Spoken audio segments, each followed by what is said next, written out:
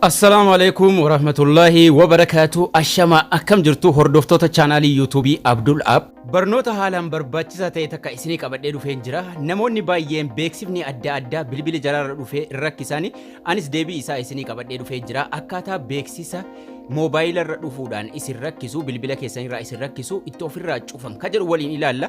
Obboleeyyan chaanaalii kanaaf haarayaa taatan viidiyoo kana daawwataa subscribein jala isaa jira. Subscribe tuquu hin dagatina. Akkasuma akka viidiyoo yeroo mara isin dhaqqabuuf viidiyoon chaanaalii kanarratti maxxanfamu isin qaqqabuuf beelii kanarra tuquudhaan ol ka jedhu ka jalqabarra yoo keessan viidiyoon guyyaa guyyaan maxxanfamu sirriitti isin dhaqqaba. Akkasuma laayikii fi sheerii hiriyoota keessaniif gochuu hin dagatina isiniin jecha. Haala kamiin beeksisa bilbila irraa isin rakkisu akkamitti akka cufatan waliin ilaalla. Baay'ee salphaadha. Isteeppii 2-3 karaa 2-3 ofirraa cufachuu dandeessu beeksisa bilbila keessanirra dhufee isin rakkisu jechuudha. Inni jalqabaa karaan nuti ittiin beeksisa ofirraa cufannu seetingii bilbilaarra seenuudhaan eegalla. Seetingiidhuma bilbilaa irra beeksisa ofirraa cufuu dandeessu jechuudha. Seetingii bilbilaarra seentu sanaan booda Google waan jedhu barbaadachuudhaan Google irra deemnee beeksisa sana karaa isa jalqabaa waliin ilaalla. Erga seetingii irra seentanii booda Google waan jedhu barbaadachuudhaan Google Ads ofirraa cufnaa jechuudha. Googlein kun ni jira. Irra tuqannee gara fuula duraa adeemna. Yeroo gara fuula duraa adeemtanii gaan filannoo isinii kennaa. Filannoo beeksisaa sanarraa ofirraa cufnaa jechuudha.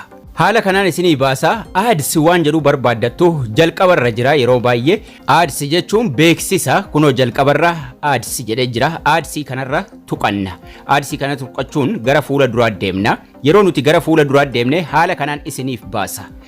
Jalqaba wanni isin gochuu qabdan reset advertise ID isa jedhu isa jalqabaa irra tuquudhaan resetii godhanna. Reset advertising ID isa jedhu kanarra tuqnee canceliif confirmii isinii fida.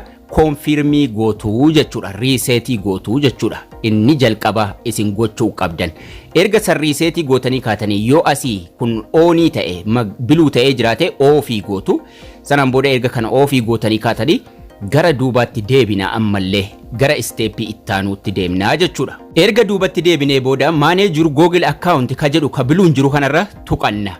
Ads erga sirreessinee kaane manager Google account irra yeroo seennu haala kanaan nuuf baasa. Mata duree adda addaa jira. Mata duree data and privacy jedhu kanarra tuqanna yeroo tokko. Karaa lammaffaa karaa ittiin beeksisa ofirraa cufnu jechuudha. Mata duree data and privacy jala erga seentanii kaatanii salphaadhumatti gara gajjallaa kana ammallee seetingii beeksisaa jira. Isa irra seennaa jechuudha. Personalized ads jedhee jira. My ads center ka jedhu irra tuqachuun ammallee gara fuula duraa deemna. Mata duree personalized ads jedhu jala My ads center jedha. My ads centerii kanarra tuqachuun ammallee gara fuula ittaanutti darbinaa jechuudha. Mata dureedhuma personalized ads jala yeroo achirra tuqannee gara fuula duraa deemnu Seenterii beeksisaa yookaan immoo beeksisa adda addaa kan irratti ooniif ofii godhamu nuuf baasa. Fuula kana irratti erga haala kanaan isinii baasee booda wanti isin jalqaba gootan gubbaa irra ofii gootu ka oonii jiru kanaa jechuudha. Personalized ads sana ofii gootu.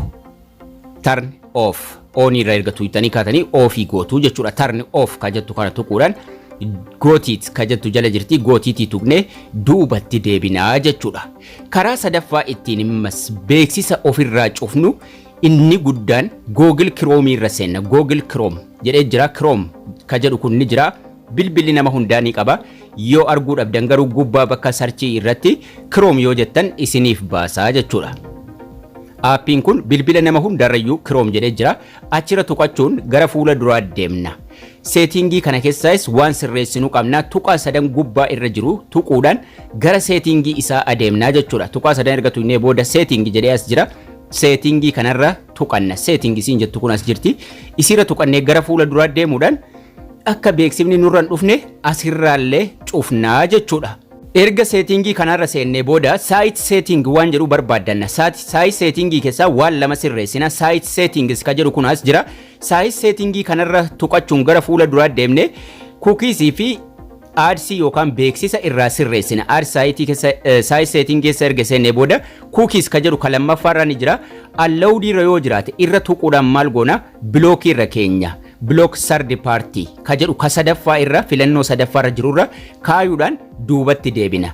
Block third party cookies erga irra keenya duubatti deebina. Ammallee size setting dhuma keessaa asuma keessaa jechuudha size settings kanuma jedhu kana keessa irra seenuudhaan beeksisa ammas irraa cufnaa jechuudha. Jalqaba cookies erga keenya booda ads ka jedhu kun ni jira ammallee ads ka jedhu kana irra tuquudhaan allowed yookaan immoo eeyyamamaadha ka jedhee jiru kana isallee ofii goonaa jechuudha. Oonii ta'ee jira amma ofii goona. Erga kana ofii goonee kaane duubatti deebinaa jechuudha. Akkasitti daalachaa'ee taa'uu qaba.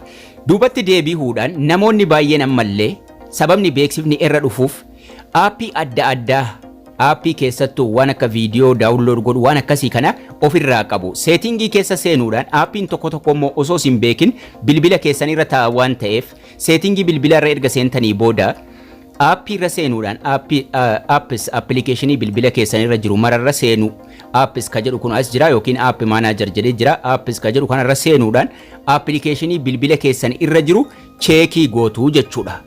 Appilikeeshiniin gariin suuraa hin qabu ofirraa yeroo isin irra seentan appilikeeshiniin ka bilbilaa waliin dhufu ni jira kan isin gadi buufattan ni jira. Appilikeeshinii isin hin barbaachifne yookaan isin osoo isin hin barin eeyyama keessaniin ala kan gadi bu'e ilaaluudhaan keessaa balleessitu jechuudha.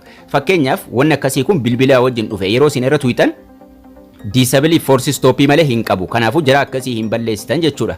Ka akkasii kan ammoo ka Play Store irraa gadi buuftan warra uninstall yookaan immoo balleessuu filannoo qabu jechuudha. Kanaafuu as jala deemuudhaan appilikeeshinii suuraa of cinaadhaa hin qabne ka dhokatee taa'u tu jira. Appilikeeshinii akka sana irra tuttuquudhaan ofirraa balleessitu jechuudha. As keessa ilaaltanii waan itti fayyadamaa hin jirre suuraa hin qaban daalacha'aniif haa ta'u appilikeeshinii akka sana vaayirasoota adda addaa waan ta'aniif aappii akka sana ilaaluudhaan ifirraa balleessitu jechuudha. Maaliif beeksisa adda addaa isinitti fidanii isin cinqu waan ta'eef.